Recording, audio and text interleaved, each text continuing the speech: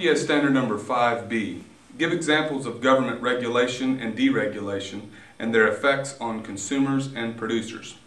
Government regulation, there's several different major federal regulatory agencies, such as on page 55 in your book, up in the upper right-hand corner, the Food and Drug Administration, the Federal Trade Commission, the Federal Communications Commission, the Federal Aviation and Administration, and you know, the list goes on and on. The Occupational Safety and Health Administration, also known as OSHA, Equal Employment Opportunity Commission. There's several federal regulatory agencies, and the reason they do this is to protect the health and safety and well-being of the people. You know, so that if there's food that's tainted, like the most recent one with, I think it was peppers or tomatoes over the last summer, that there was salmonella running around in those,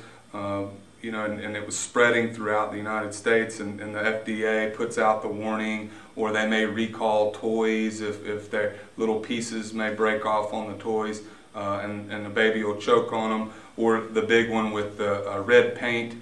And I think it was Mattel or Hasbro, one of those that had red paint from China that was tainted with lead, and so they recalled all those toys.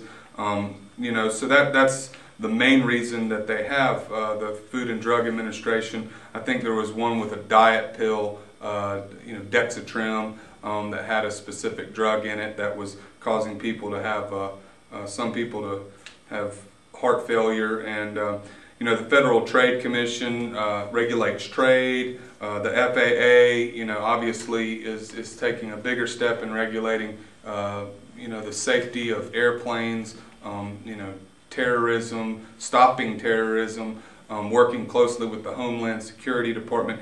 And these are all regulatory agencies.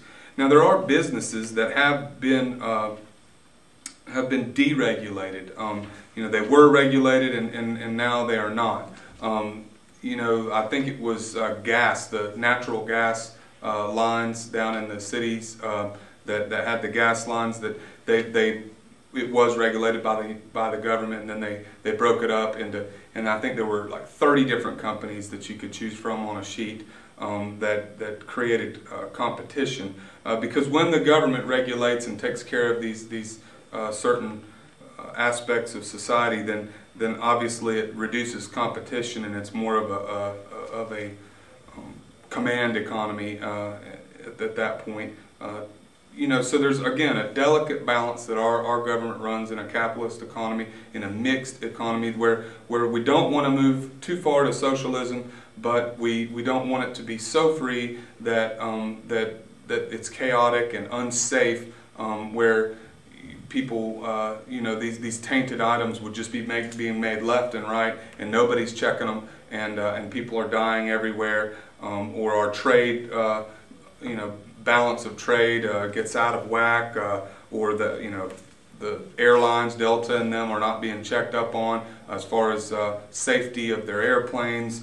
You know, so, or the EPA, the Environmental Protection Agency, you know, obviously, you know, may need to do more as far as you know, curbing global warming, if they indeed think that that's what's being caused by our businesses, and you know, the Nuclear Regulatory Agency. I mean, you know, let's just have a bunch of nuclear plants out there unregulated. I think it's a good thing for this, you know, safety, but it is a tight wire that the government must walk to not overstep those boundaries and choke off our economy as well. So that's politics, though. So you'll learn more about that in class.